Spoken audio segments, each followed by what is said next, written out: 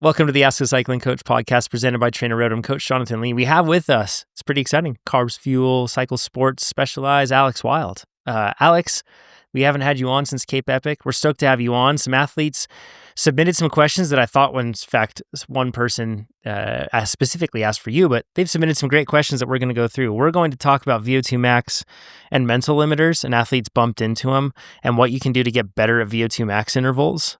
They're one of the hardest and most productive forms of training. And man, if they hold you back, you miss out on a ton. So we're going to go through that. We're going to talk about some specific race tips that somebody has asked for from you. We're also going to talk about classified hubs, tires, heat training. It'll be a good one. Let's get into it first with Owen's question. Owen says, "Hey, TrainerRoad team, I'm hoping you can help me out with VO2 Max intervals. When I first started cycling 7 years ago, I loved short, hard, punchy efforts. I snagged short KOMs regularly, and as long as I could hang in there, I was lethal in sprints. Fast forward, I think lethal in sprints is scary with how sketchy sprinting can be in crits. He means that he could really get he can chop corners with the best of them. Yeah, chopped wheels like crazy. Put people in the gutter all the time. No.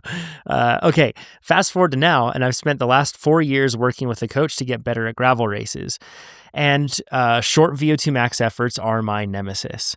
Whenever I see them prescribed, I dread it. I used to get through them and hate it, but now I avoid them. And if I do actually give it a try, it usually sucks so bad after 1 minute that I throw in the towel and quit.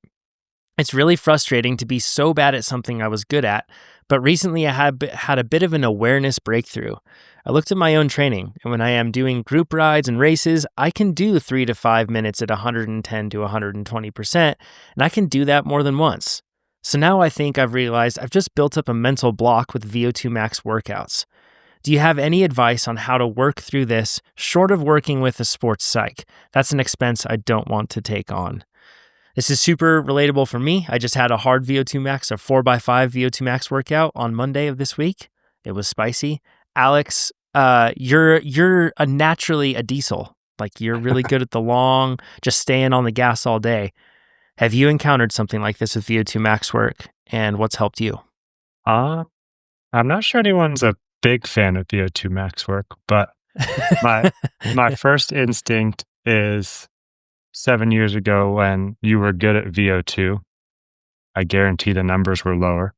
So it's kind of the old adage, it doesn't get easier, you just get faster. So VO2 will always suck because it's always based on your FTP. So as you get stronger, the VO2 gets more sucky. I have a couple tips. One, if you have a buddy who's as strong as you or stronger than you or has an e-bike, you could try to recreate that group ride feel a few times for those efforts. So either connect your power meter to both head units and he can make sure that or even turn yours off and do it by feel and make sure he knows what your range is and that you're staying within that. That always helps. You don't want a sports psych. I recommend trying one regardless, but I'll share with you what my sports psych helps with efforts in general. Is we do what's called a soft and a hard focus. So I work with Enzo Sports Psychology and Sarah over there. Essentially, the soft focus is, even if you're going uphill, I imagine it like Forza, where the little line through the corners and stuff like that, kind of just imagining where I'm going to ride. So that will be my soft focus. And then the hard focus for me is pushing my foot over the top of the pedal stroke and down through and just kind of find that rhythm. And I'd even suggest on your next set, maybe just put time up. You know what VO2 feels like. Everyone does. And say, no matter what, I'm going to do this 3 minutes, this 5 minutes, whatever it is, and just complete the workout based on feel. Take power out of it. I'm going to do VO2 for the prescribed effort. There's essentially not giving yourself the option to give up, because normally you're like, oh, I just dropped below the range, I'm going to give up now. So if you just do the whole thing, complete the effort, and do that for one effort, and then go back and look at what the power was, and then essentially use that as a starting point. Those are great tips. The e-bike thing, I think, is underappreciated for pacing. Be, Alex, you need a really fast e-bike to help Alex get to VO2 max because Alex's threshold's really high. So his VO2 max is going to be really high in terms of power output and speed. But for a lot of us, like myself, I can ride behind a normal e-bike, and that's plenty of like speed, for me to hit high power targets. That's a really cool concept. I also like this concept of stepping back away from power. You mentioned that when you start these intervals and you get a minute in, it hurts so bad you kind of step away. And sometimes if you step away maybe from the numbers, you actually might recognize the fact that like you're able to do it more. It's a great point that Alex made. As a counterpoint to that, one thing I see sometimes with VO2 max intervals, particularly with like junior athletes with like VO2 max intervals, is if I was to put a power meter on them, they start out at anaerobic. And then what they do is they drop down, and by the end of it, they're doing something, like sweet spot or something around there. And the goal of VO2 max work, there's multiple goals, but one of the main ones is to increase the amount of time that you can spend at what they call peak aerobic uptake. So that's basically when all the systems are full and tapped, like all the freeway traffic, every lane is full, but it's all moving at the highest speed that it can. It means that you're taking in as much oxygen as your lungs allow. And then from there, you're able to utilize as much oxygen as possible to be able to create work from energy. But you reach a bottleneck point where your body hits peak aerobic uptake, where it's like, hey, I can't uptake and utilize any more oxygen. And that's when the effort becomes progressively more anaerobic, right? So it's predominantly aerobic. And then as you spend time at peak aerobic uptake, it becomes progressively more anaerobic, also progressively more painful. That's like the feeling that we It's have. like the two are correlated. Yeah, exactly right. So the interesting thing about power prescribed VO2 max intervals is I see a lot of people just advocate for like with VO2 max, never go by power. And I think that's not, I understand where they're going with that, but I think that actually with it, if you are struggling with this, I like Alex's approach of kind of looking away from the power for a bit. But then afterward, it might be great just to like not look at power on a page on your bike computer. Like record the power, but don't look at it. Yep. And then in post, review it and see what you do, because chances are if you go by feel, I bet you're going to start out really high and then drop really low. And a sub goal of VO2 max work is not just to spend time at peak aerobic uptake, but be able to produce the amount of force that it aligns with peak aerobic uptake for 2.5-ish to 5 minutes. That's a hard spot to produce power. It's a weird mix of a lot of strength and then a lot of leg speed and a lot of other compounding factors. And then over time, though, if you just do it by feel, you'll be like, okay, I did the 2-minute interval or the 3 or the 4 or the 5. I got through them. And now I can maybe work my way back into looking at power. And then you'll be able to be like, okay, I get it. Yeah, I feel like the first step with this is to get past that 1 minute, regardless of, I think, stepping away from perfection in this one. I would be happy, even if they started anaerobic and ended sweet spot, but got 5 minutes in that first time. I still feel like that's going to be better than 1 minute and bailing. So I did the exact same thing. I just came to altitude 2 weeks ago, and my first threshold workout, I had the range and I knew where I needed to be, but I didn't check in with power too much. And I was kind of just, okay, I need to feel threshold. And I think that's where it becomes super useful, right? Is yes, we have FTPs, but on any given day, it could be more or less, or you're feeling good, you're not feeling good, and it varies. And that's why there's ranges for these intervals. And I think being able to kind of feel out what sweet spot is, what endurance plus is, what threshold is, what VO2 is, will ultimately be super helpful, because then you can have confidence on those days. Like, oh, it's 340 to 380 and I'm doing 380 and it's threshold. You can be sure about that. Or if it's 340, 380 and you're doing 340, but it still feels like threshold, your body, as much as you like to think, doesn't know what your power meter says. It just knows systems, and we're training those systems. So I think power meters are great. And obviously everyone on this podcast knows I love my power meter, but I think there is also a mix of feel. And I think the first step, I think it's just mental in this one. We just got to get you past that 1 minute break, get through the workout, feel like, okay, I did did the full workout, regardless of if I looked at power or not. And then next time you do it, you have these baseline numbers, you know what you can do, and then you work from there.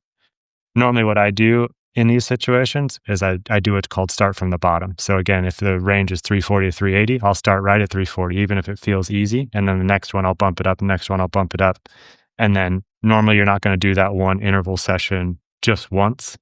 So then the next time you have room for improvement. So it's kind of just letting go of that desire for perfection and chasing progress. It's a great tip. I'd love to, while you were talking, I was thinking about this. It would be really interesting to see how many athletes now versus, in the past, adjust workout intensity in the TrainerRoad app.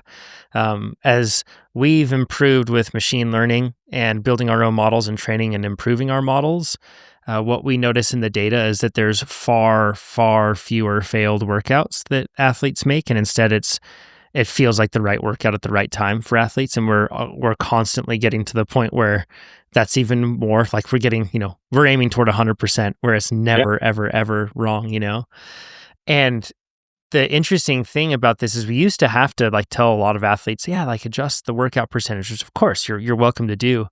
But I think that this gets to the strength of having large scale models, like machine learning models, like what we've built on our end, not just like a chat GPT bot talking to you and recapping your training, but instead like actual building machine learning models. When you can do that, then you can really, and then when you have a lot of different workouts, or you can build your workouts on the fly, like when you can do that for these athletes, you can get really specific. And this is one thing that I'm thinking of perhaps is affecting Owen in this case. Owen, if your VO2 max intervals are always like 4 or 5 minutes long, something like that, you can start at 2. Like you can start at more intervals, but shorter ones and 2 minutes long. And maybe it's even just at first it's just 3 intervals that are 2 minutes long. And, you said 1 minute is where it really hurts. You can probably carry on another minute, and I'll get to the psychological tricks there in just a bit. But if you just did 2 minute intervals, that would stretch you 100% past what you think that you can't do right now. At 1 minute, you feel like it's a failure point. If you can just do 2 minutes, I know you can, then that'll really build confidence and also build fitness. And then you'll get to the point where it gets easier. And then over a long time course, you step up to the point where you're doing 4 to 5 minute intervals, but you don't have to just jump right into them. And I think that's a mistake that I see with a lot of athletes. They think that to do traditional VO2 max intervals, they need to be 3 to 5 minutes long. I need to do 5 by 5, or I need to do 6 by 4, or I need to do 9 by 3, or whatever it is. And suddenly they get in this spot where it's like they're making the bar so high to get over from the get-go that it's always going to be so difficult and damaging that you may not finish the workout, but also you may just be dosing yourself with so much fatigue that it's difficult to repair and adapt for the next workout. So this incremental approach, particularly with anything that's pushing a limit like VO2 max at your peak aerobic uptake, threshold like over-unders, where it's really specific and important, you need to have something. This is definitely a plug for TrainerRoad. This is why you want to have something that can calculate with precision. This is the next workout for them. This is where they're at in this progression with VO2 max specifically, or anything else. I think it's a huge help. But if you don't have TrainerRoad, I still advocate for a similar approach, breaking it down into bite-sized chunks first before just trying to take on the whole thing. Agreed. The other side of this too, Alex, is on the psychological side. I think that the hardest effort for me is 1 minute all-out efforts, like true all-out efforts. The ones that hurt your hands and your arms. Yeah. You just feel like you have lactate everywhere. Yeah. I feel like you actually go through the full story of, a full opus there, from beginning to end. It's a giant novel that you go through, the pain and the journey. But these 3 to 5 minute VO2 max intervals that are really challenging like this, I was just doing those 4 by 5 on Monday, and I'd be 1 minute in, and I was at just about I think it was 117%. That's what I mean by the granularity. TrainerRoad knew that 120% would be tougher. It kept me at 117, and guess what? It was spot on. And it knew you were human, so it was actually at 117.436. It just didn't tell you. It's a good point, yeah. So after a minute, on every single interval, I was like, oh wow, this hurts. Like, and this wasn't me starting out spiking super high. I was starting out at the power target. And Mhm. basically what it typically feels like in a VO2 max interval is after 30 seconds, you kind of feel like, oh, this is pretty darn easy. And then you're exhausting anaerobic work contribution. And then at that point, it suddenly gets to you're like, It's oh like a gosh, this TT. gets really painful and hard. Yes.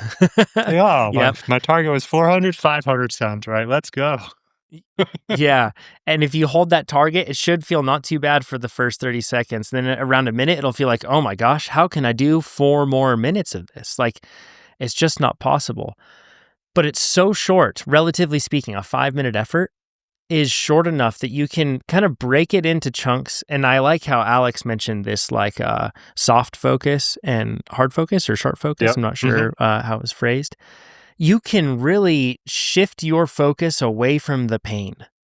And instead, you can shift your focus into other things. And it's amazing how quick 30 seconds and a minute will go by. Now, if you've got a 20-minute effort, it's a bit more challenging. You're going to have to, there's a lot of recurring loops of you being a goldfish and just We forgetting haven't how been out hard here it for is. 17 minutes. It's only a 3-minute interval.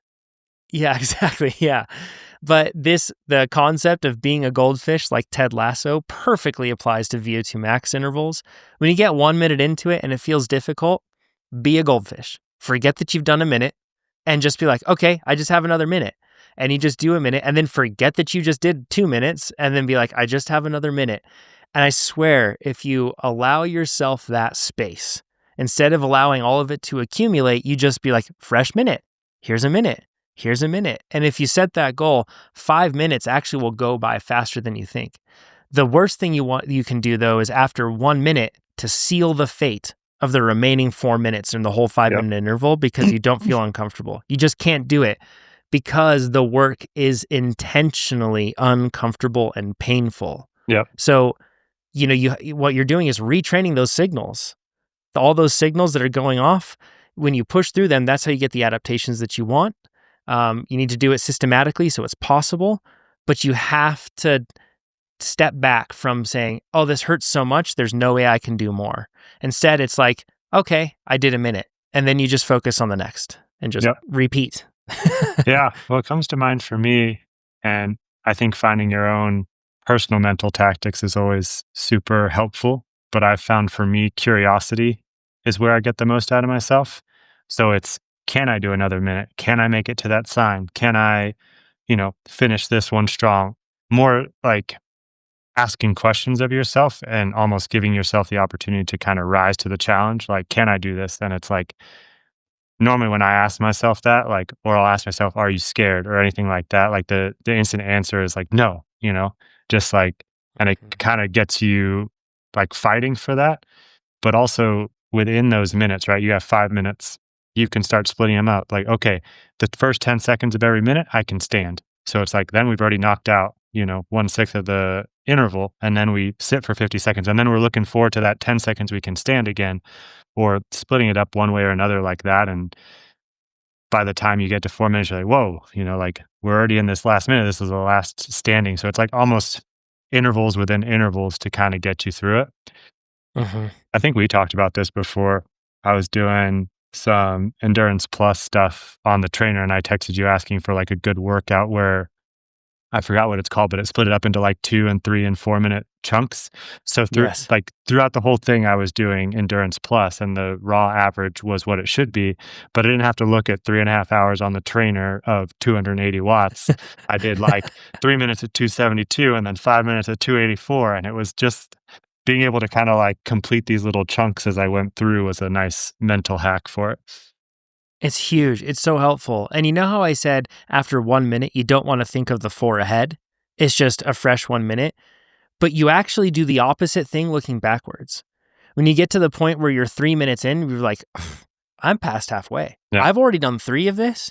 I didn't think I could get past the first one. And look at this, I already did three. So that for sure is a sign to me that I can keep going for the next two. It makes it really, like you mentioned, you kind of, before you know it, you'll be like, oh, I've only got a minute left. Well, I've already done four. That yeah. means that I have solid proof that I can do the next one. It's important. The last thing I think of is expectation versus reality. I always think this with bad weather. So if there's a chance of rain, I'll be like, oh, we're going to do 4 hours in dumping rain. So if the first 5 minutes are sunny, it's like, cool. Well, this is easier than I thought it was going to be. And I think with VO2, it can be the same. Like you say, that first minute can be easy, but expect the full 5 minutes to be crazy hard right at death's door. And then, whoa, the first 30 seconds, I wasn't at death's door. And it's kind of a mental Mhm. hack to kind of flip the switch of, oh, I expected this to be way harder than it was. And then you kind of have that positive outlook on it rather than, oh, I just only got through a minute. Now I have 4 minutes left. It's kind of thinking the opposite. Like, oh, I got through a minute way easier than I thought I was going to. Now I'm ready to go to war for these 4 minutes. I have 5 minutes worth of effort in my bank, and now I only need to do four. So I think Yes. it's as long as you can always build it up in your head to be harder than it actually is, always helps me. Like, expect to just be clawing the bottom of that bucket, and anything less than that is a win. And this is the other side of having something that's really well calibrated. Like scientifically, you can do 5 minutes at VO2 max. It's not like you're just supposed to do 18 minutes of VO2 max, which would be impossible, right? Like you could be a peak aerobic uptake that time, but I think you might just pop, like you might not exist. Um, but the thing is, and again, this is like why I think it's so important to have a system that can be really precisely calibrated with this, like, because it's not just about getting your FTP right and then 120% of your FTP. That's important. Like, and if your FTP is way off, then your VO2 max intervals are going to be way too hard or way too easy. But you also need to be like measuring and knowing like what you can do in your VO2 max zone relative to your threshold. Like, I think that you mentioned in this case, Owen, that early on, you probably did a lot of VO2 max work, as a lot of cyclists do when they first start, because it's fun to punch it and go up a Yep. hill. And you probably didn't do a whole lot of really long stuff. So you were really good at what you did a lot of, which makes sense. And as a result, like relative to your threshold, your VO2 max capabilities are probably well developed. Whereas right now, relative to your threshold, your VO2 max capabilities probably aren't as well developed. But like Alex said, your threshold's probably higher, which is great. So now it's about making sure that your VO2 max work is well calibrated, because then you can trust it. Then you can go into this, and when every signal in your body says, I can't do 3 minutes at VO2 max, you'll be like, well, actually, this is like scientifically proven that I can. Like, I know it can. It ran the numbers. It checked the system. I can do it, so I'm going to trust it. And then when you have that relationship, with effectively your coach, in this case, TrainerRoad is your coach, when you have that like relationship, man, that is empowering, because then you go into the next VO2 max workout with solid evidence that it worked out the last time, and then you can go into the next. So, it's like kind of like a balance of having the right tools in place to make sure you do get the right VO2 max workout. That's one of the benefits of training with power with VO2 max, is the fact that you can be precise. And it's like, no, like 3 minutes at this power duration and repeating that 3 times, that is the best VO2 max workout for you right now. It isn't going to push your limits too much, and it isn't going to be too easy. That feels really good. And then once you get into it, it's all the mental tricks that Alex mentioned that we were talking about here. It really is a unique style of training that's really difficult, but you can totally pull some Jedi mind tricks and get You past never VO2 regret max getting work. it done. No one's gotten back from Oh, an interval session and been like, man, I really wish I didn't do those intervals. it's Maybe true, right? during, Yeah. but once you're done. Yeah, for sure. Alex, let's go into Aaron's question. Aaron says, this question is for Alex Wild. Next time you have him on, I'm targeting the Tahoe Trail 100 this year, and I wanted to ask him for his bike setup, nutrition strategy, and pacing tips for this race. This question's actually quite old, Alex, but we haven't had you on since Cape Epic. Had to give me some Uh, time to recover. yeah, get the dust out of your lungs.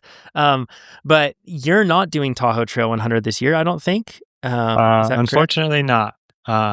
So my wife is doing the Leadville 100 run, so we're doing the lead couple this year. So we're going up to Breck to make sure she's ready, because sleeping in an altitude tent is not her fancy. No, I don't blame her. Yeah. So Yeah. we'll be leaving Tahoe. We got up here earlier than we usually do. I didn't actually read the paper myself, but I've heard that 2 doses of altitude is better. So we tried to set her up for success in the run, and obviously me for Leadville 100. And I'm doing the Leadville Breck double. So I have a 9-day stage race of Ooh. Leadville, 6 days of Breck, and then 2 days of crewing the Leadville 100 run. So Oh wish my me luck. gosh. Send care packages, please. You're gonna be a skeleton in a lawn chair there Yeah. while you're crewing. Just gonna hang like the glow sticks from me. Yeah, exactly. I'm here.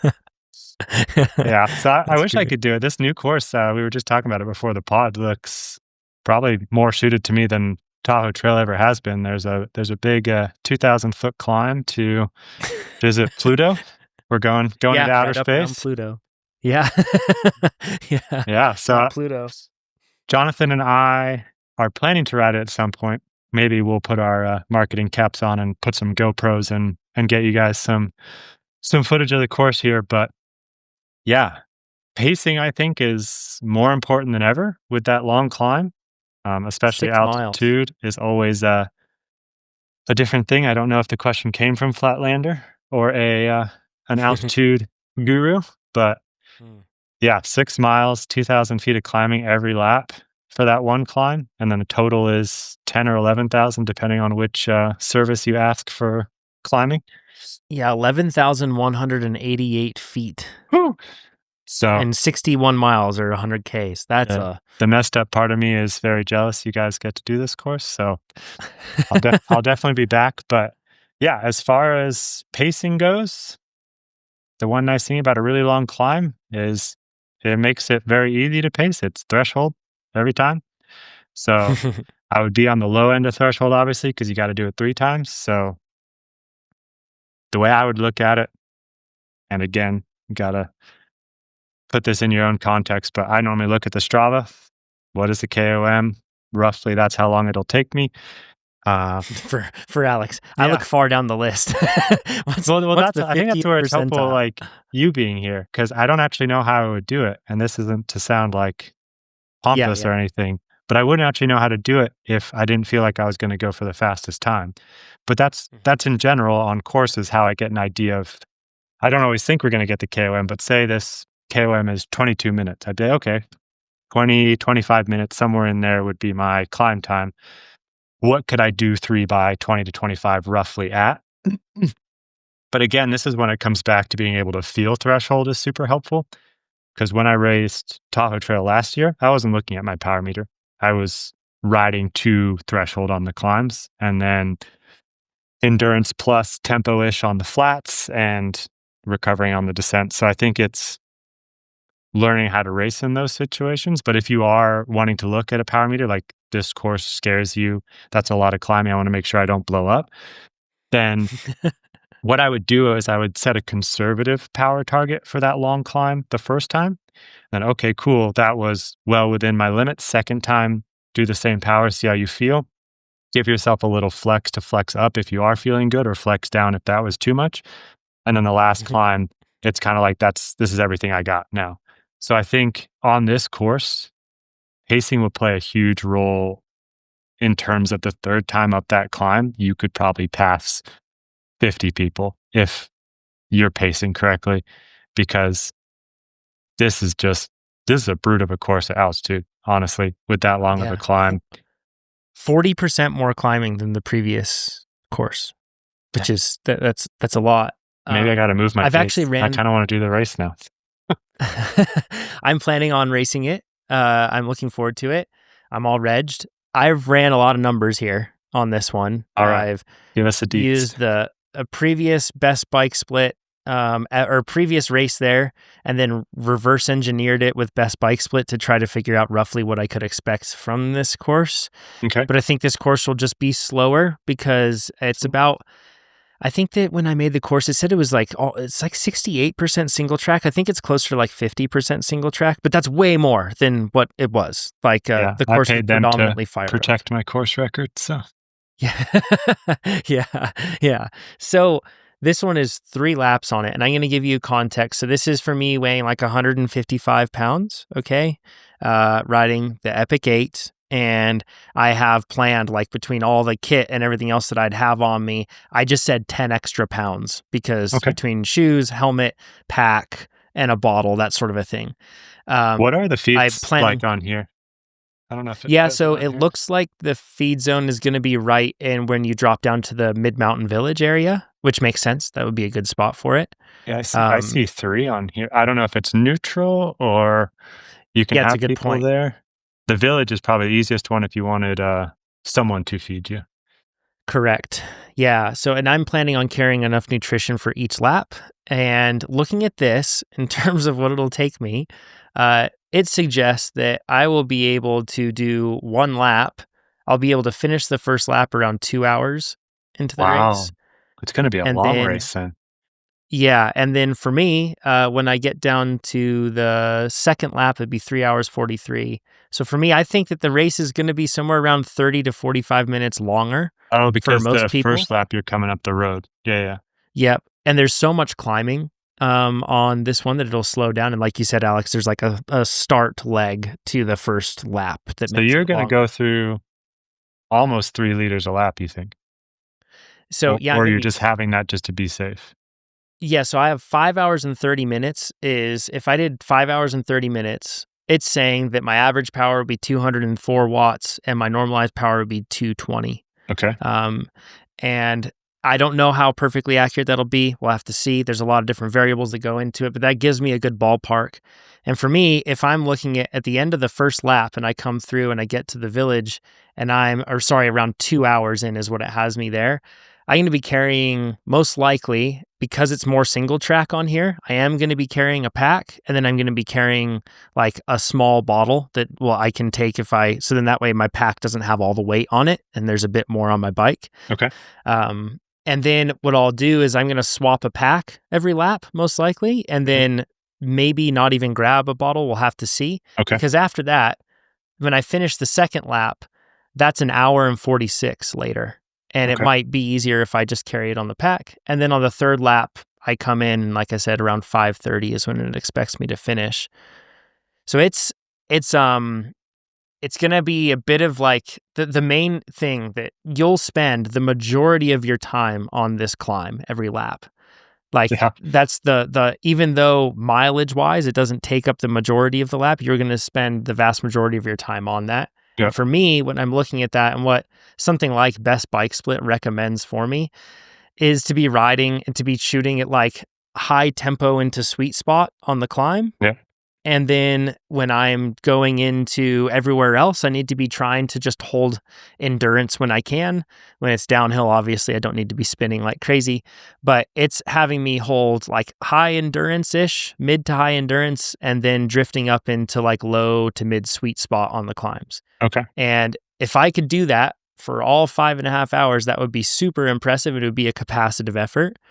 And it averages out though lower than you think. Whereas it's telling me somewhere around 250, 260 watts, or really 254, I think is the highest that I've seen for the climb is what it wants me at.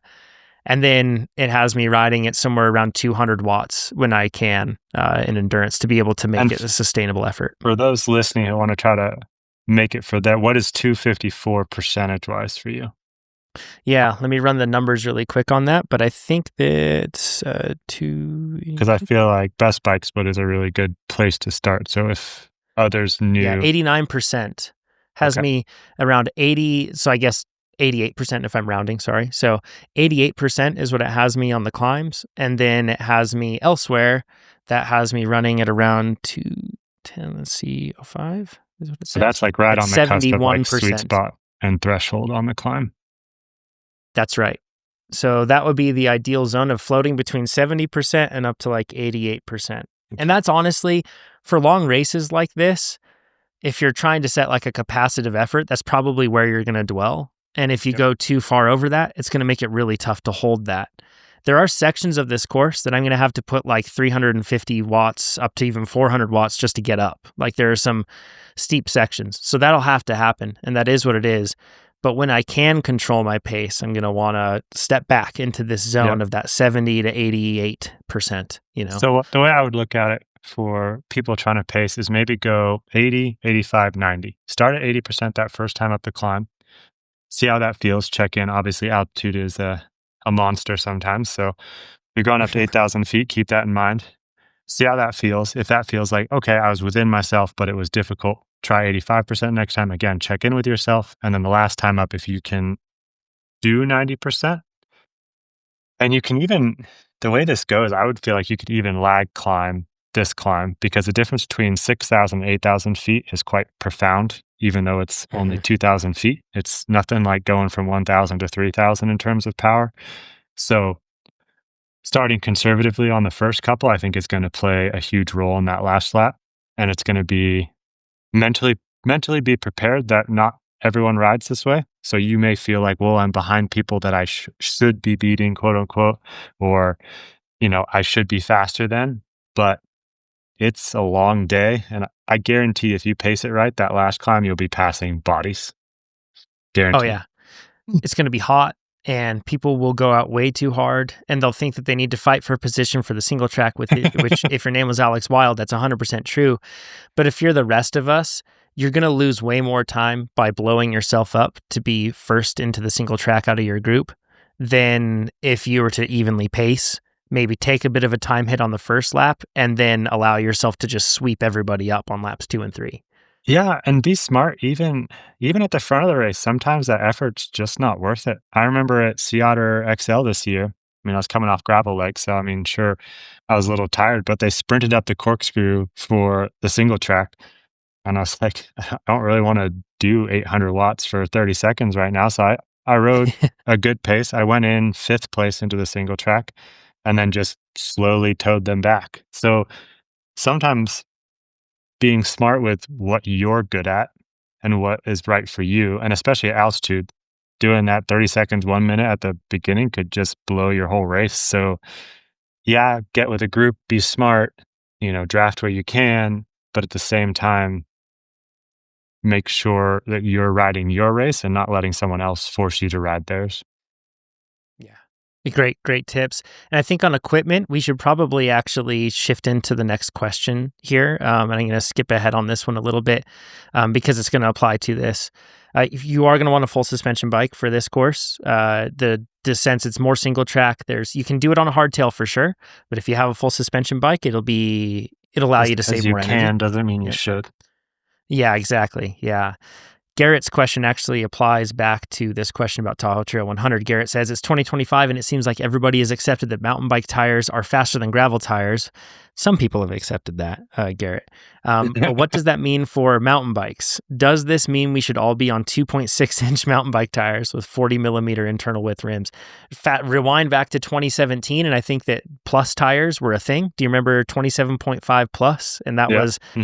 2.6 tires on 27.5 rims. Yep. And that was like a whole thing, and it faded out really quick. Yeah. And yeah, I mean, is I it going think to come some of the back, stuff Alex? was ahead of its time. I was actually Hmm. thinking, and I told our Roval team, we used to have a Terra CLX Evo wheel set, which didn't sell for anything. Like no one wanted them. And essentially it was a mountain bike rim laced to a gravel hub. And Mm, it was a wider Terra CLX. And I think these days, if you had put 2.2s or 50s even on that rim, it would have been better. So I think some of these things were just ahead of their time. Again, it's very course specific. I mean, at a very, you know, extreme end of it, if you rode a gravel bike with 28C turbo tires, just because I know Specialized tires, versus a same Mount Rose, long climb, versus that same bike with 2.5 mountain bike tires, you're not going to go faster, right? So it's like that's right. courses for courses. I think where it gets convoluted is where we're trying to split like Cat 1 gravel, Cat 2 gravel, Cat 3 gravel, which essentially Cat 3 gravel is what I assume is mountain biking. So, yes, on Cat 3 gravel, I believe mountain bike tires will be faster because mountain bike tires are designed for mountain biking. I think what we're also seeing, and I haven't personally done too much research in it, but it makes sense, is that suspension can play a bigger role than tires. And that's essentially what a rigid bike is trying to get out of those mountain bike tires is the more supple sidewall gives suspension, which actually makes you faster, not necessarily the tread, but the way it absorbs the terrain is faster.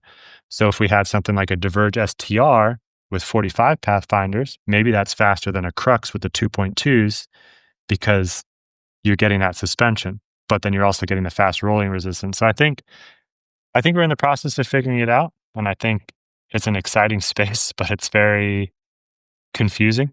Um, Yeah. I don't think one tire is fastest all around. Um, like this year, I think Cam won on the Schwalbe GS1s, and he went with the tougher casing in the rear and the standard casing in the front. And I want to say they were 45s. And Yep. Ian Boswell ran 45 Pathfinders, and he did less raw power than I did in the race when he's heavier There than we I am. go. So it's like, you know, I don't have the answer. And I think, try your own stuff. I know mountain bike tires do make gravel bikes way more fun. So there is that. But yeah, for this course, definitely mountain bike tires. I know the World Cup guys are on 2.5s, some of them Hmm. racing some of the Hmm. time. There's a 2.5 air track floating around there for those of you with eagle eyes. But at the same time, Chris has won, I think, half of his short track wins on the Tracer 50 tire. So again, he is looking at the course, and he even talked about it this last time in Val di Sole, that the mountain bike tire was faster on the grassy, bumpy surface because it displaced that bumpiness across more volume, essentially Yeah. moving you forward faster. But in Nova Mesto, that was like 50% road. So why isn't he going to use a tire closer to a road tire? Yeah. So, It makes sense. but then also when we go into amateur racing, you have to understand the reason he can run a 50C tire is because he is very talented at handling a bike. So Mm. rolling resistance is one thing, but also being able to handle your bike is another thing. So having a wider tire gives you more contact patch, gives you more control. So the 5 watts it saves you on rolling resistance may not be worth it if you crash going downhill or you lose 30 seconds going downhill. Yeah. I think if I'm thinking about this race, the Tahoe Trail 100, I would say that if you're going to run something on the specialized side, like a fast track is going to be very helpful for you to be able to have that like edge traction. But then in addition to that, also, there's the newer tire. Is it called the air track? There's a fast track and the air The track, new right? Renegade is the air track. Yeah. That's right. And the air track has kind of prominent side knobs compared to the center knobs. And that's kind of the main thing that you want with a course like this is you want prominent side knobs because it can be kind of loose and deep and kind of duffy, they call it. And it's easy to kind of slide and keep sliding. But if you Yep. have shoulder knobs or the edge knobs that are more prominent than the center knobs, Yep. it makes it so that it can kind of grab in and save you in those moments. Yeah, I'd say if you're more experienced and are okay with tires kind of sliding underneath you, air tracks or Aspens. If you're a Maxxis rider, man, I kind of know the Vittoria lineup, but not comfortable enough to know which tire that would equal. But I think it's like the Mezcal Yes. for like, I guess, some of the most popular brands. And then if you kind of want a more connected feel, I would go fast track. You're going to get more knobs up on the top. So essentially, I'm not saying you're not going to slide around if you're going fast enough, but kind of that transition between the top and the side knobs is going to be more controlled than Mhm. sometimes with the air track, you just slide it into a corner and know it's going to grab. And I think that takes a little more experience. You can Yeah. correct me. I know you like Max's tires, but that'd be like a Recon race for Yeah, fast track. I would recommend, yeah, the Recon race is probably for the average person doing this race is going to be their best one because it's got like more prominent shoulder knobs that'll dig in on you, which will be good. And then also the center ones are more pronounced than the Aspen. I'm going to be running the Aspen ST, which is like a file tread with shoulder knobs. It's like a used air track if we're comparing to Exactly. Yeah, specialized tires. exactly. Or just wear your tire down a ton Yeah. and then you can be extra fast. But that'll be nice and drifty. I'm going to try that when Alex and I pre-read the course. If there's really steep sections and it requires a huge amount of energy, that'll suck with that tire. But the one climb I'm thinking of that will be like that, I'll only have to do it once, and that's on the start section. And then after that, They I should think grip that it'll really be good on the road manageable. on the beginning. Yeah, I think they'll you'll do have no great there. problems. Yeah. Yeah. So I don't know. I've talked kind of ad nauseum to all of you on the podcast, so I won't belabor you anymore about the tire and rim width thing. But Alex summed it up well in saying it's a complex system of inputs and it isn't just as simple as just dropping one in. Alex, do we have time for any more questions? I don't want to take up too much more of your time. Yeah, let's do one more. Okay, cool.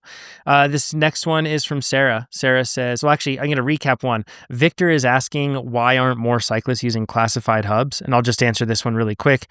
It's because SRAM and Shimano don't want their sponsored athletes using this because they view it as something that they don't offer and they view it as like a hack or a bodge to their otherwise beautifully simple and cohesive systems. Definitely a hack. Yeah, I think it's brilliant, and I would love to see it being used at a course like Leadville would be incredible, I feel like, for this, for a lot of athletes. Yeah. They could run a tighter range cassette in the back, and then you could run the hub that changes it, and that would be sweet. But that's why you don't see it very often. Why It's don't because, Trek athletes ride a Specialized bike, Jonathan?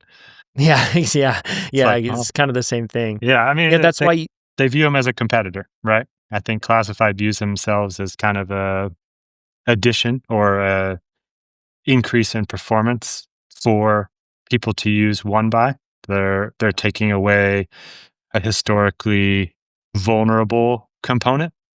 Front shifting has always been iffy at best, even if you're on, the best of the best. You can definitely yeah, misshift or shift in the back and shift in the front on accident and then get all out of whack. Or, the front derailleur kicks forward like we've seen many times when like Mark Cavendish sprints, right? As soon as he stops, that rear derailleur kicks forward and throws the chain off. So if you can run a one by with a chain guide and stop those issues from happening, I think, hey, why not? Um, I think it's a competitor, right? So it's for their own interest. They're not going to promote something that they have a different solve for. It's like they have a front yeah. derailleur, Classified has a hub. They both attempt to do the same thing by giving you more range, but one is made by one brand and one is made by another. And I think we talked about it before. I'm pretty psyched that they managed to make the buttons on Di2 work because I'm assuming that's not with Shimano's consent. So it's cool that you now don't need that additional button, that the system works as if you had a front derailleur, but it's just in a different place. So yeah, I think the future of that is super exciting. Yeah, it would be great to see them license the tech and other companies license it. I don't see them doing that. More likely, I see SRAM maybe purchasing them or something, or Shimano purchasing them, and then maybe they license it out to hub manufacturers from there. That would Yeah. be a dream state, It'd be Yeah, I very mean, cool. it depends on the owners and the investors, right? What Classified wants their business to be. And I think it all comes down to, did they build the business to be purchased?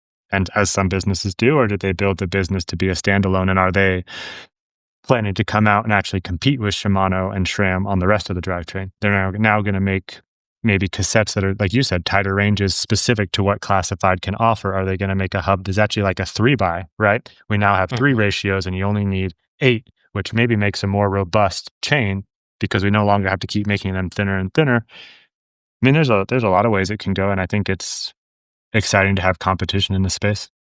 Yeah, I agree. I agree. Sarah's question says, can you guys help me figure out heat training? Everybody makes it sound so easy, but it is absolutely miserable. Can confirm. I'm doing it right now.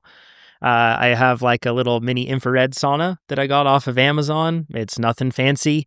And then I have a tiny little space heater in there that I turn on because the infrared, it says it gets to 149, but based off of my little thermometer that I have in there that also tells me like humidity, if I hold it directly against the infrared elements, it will read 149, but then inside it, it never gets to 149. It gets to like maybe 110, 112.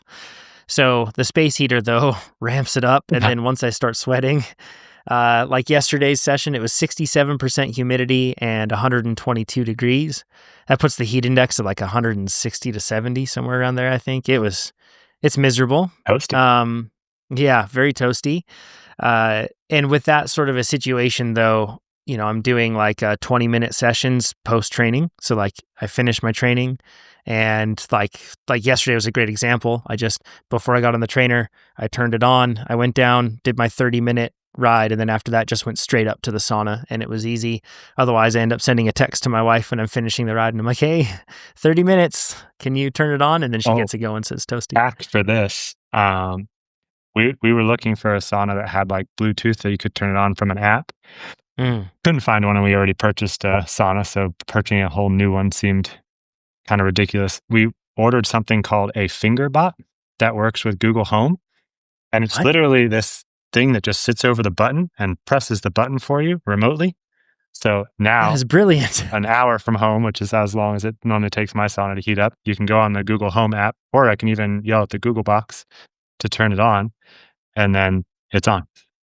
Oh, So, that's brilliant. so A look up finger finger bot, and it's That's a good make sure hack. you get the one that works with Google Home because it's nice to have it kind of or whatever ecosystem you have. But it was a nice $60 hack to turn on our sauna remotely because I was doing the same thing. Jen, are you home? Oh no, I'm out. Like no, I need the sauna. Yeah. Gonna lose the core heat before we have Yeah, to heat it back up. exactly. Yeah. So I try to get That's in the there as quickly after as possible as well. Yep, that's the recommended protocol, or you can do it active where you're like on the rollers in a Oh no no sweatsuit, that sort no of no. No. thing, but that's miserable. It is miserable, and I think that it is often like, "Oh, don't worry about altitude, just do heat training," or, "Oh, yeah, you just need to be heat adapted, do heat training."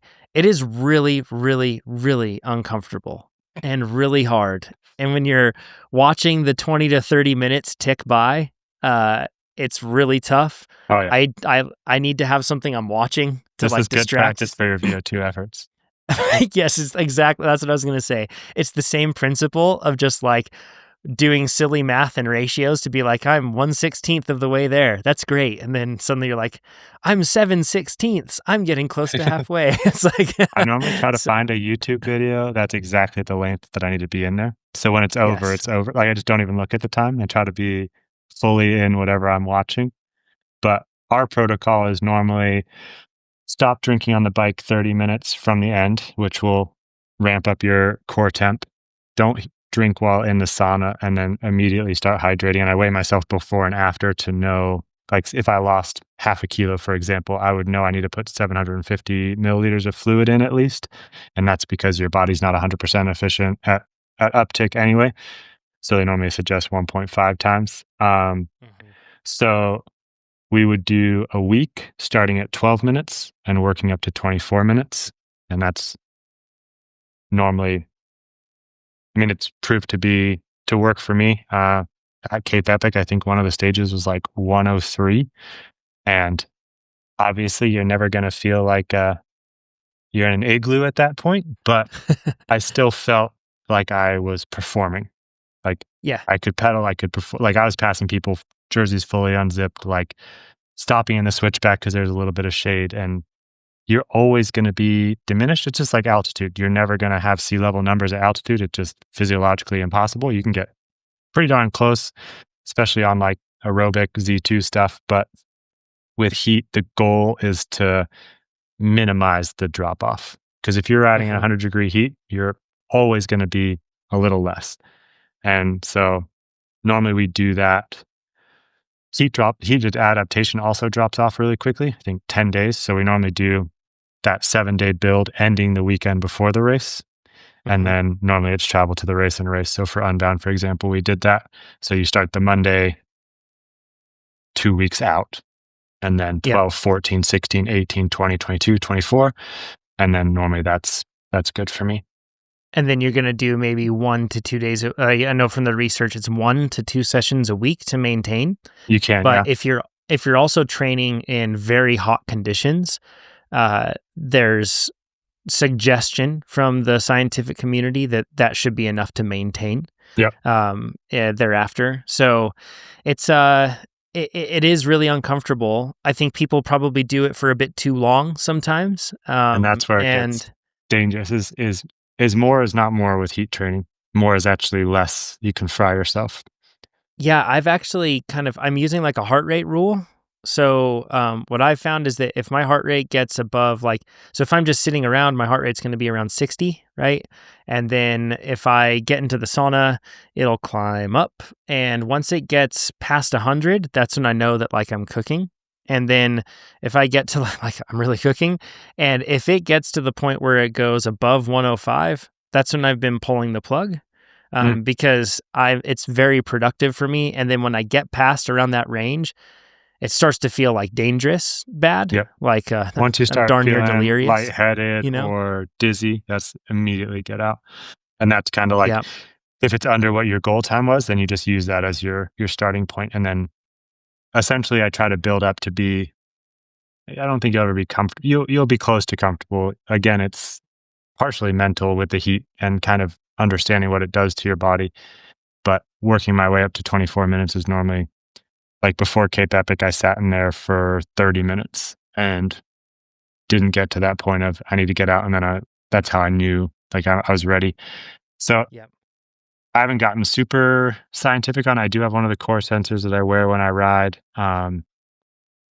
and kind of use, but more so for that, I wanted to see the effect of like pre-cooling or what certain temperatures or how I feel versus what my core temp is. Like, oh, I feel hot. Oh, my core temp is only 100.5. Like, I'm not physiologically affected by it right now. So it's kind of just Mhm. normalizing those things and trying to understand rather than using it for sauna work. I'm definitely, and then Zach and I did this different ways actually for Cape Epic. I did sauna and he did heat training on the trainer. So again, horses for courses and figuring out what works for you. There's a lot of science out there, but it's a lot of trial and error as well. Yep, for sure. So yeah, it is tough, but don't do too much and work your way into it, just like we talked about with VO2 Max and everything else. Step on in. I have an app actually called Sauna Tracker that I downloaded for my Apple Watch, and it makes it really easy when I'm in there to like. It tells me things that might actually be not tied into what's going on whatsoever, but it's like heat shock protein release and all this stuff, and but it shows a little dial counting down the time, and that's just really easy for me. And I'm like, oh cool, something productive is happening, and I just fool my brain into thinking that, and it works just fine. So yeah, it is hard, but it is productive at helping you get ready for heat, and it can help with increasing the amount of oxygen that your blood can carry and all Yep. those other things too. So it's beneficial, but don't overdo it. You can absolutely cook yourself with it, and smash otherwise really profitable training. You can just remove all the profitability from it, and you're doing all the work, but you're not getting anything back. Yep. So, yeah. Well, Alex, thanks for joining us, man. Thanks for coming on. I'm Yeah. stoked to train with you now that you're up here. We're gonna go check out that Tahoe Trail 100 course at some point here. We'll put something out for that so folks can check it out. It'll be good Yeah. times. Yeah. You can go support the sponsors that support Alex, cyclesport.com. They're an incredible, incredible online retailer. Great people that are out riding and racing all the time. They love it just like us. Great family behind them. So go check them out. You can go check out Carbs Fuel as well. That's a great sponsor of Alex's that, we don't have any affiliation with them, but we love the fact that they're making high carb stuff more affordable for athletes because it's sugar and salt in the end and Yeah. And helps them on faster. that front, they're distributing in UK, Europe, and Australia now. So I know the Cool. TrainerRoad audience is quite vast. So we're working on distribution internationally and making some headway there. I think we're partnering with um, different brands that are distributing for us. So follow Carbs Fuel on Instagram, and they're posting those as they make those happen. Amazing. And then Ride Wrap, great partner of Alex's too. It's pretty cool. His bikes always look super special, and it'll protect your bike too. That's my plugs for Alex's sponsors. You totally should go check them out. And you should also sign up with TrainerRoad. If you want like precise VO2 max intervals that never feel like they're too hard, and you can trust them, like we were talking about, go use TrainerRoad. It makes you faster. We are testing and developing new things at a faster rate all the time with AI and machine learning. In fact, we're even testing some stuff out in the open right now. You don't even know, but maybe it's helping you out and helping you get faster. It's exciting times. Go And sign up doing for more than just trainerroad.com. letting you know that your ride was 100 miles long and you're crushing endurance zones. Yes, it does. Yes, yes, indeed. More Yeah, than just giving you feedback. yeah, it's an actual useful application of AI there. So, well, great. All right. Thanks, Alex. We'll talk to you all next time. Take care. Thanks for having me.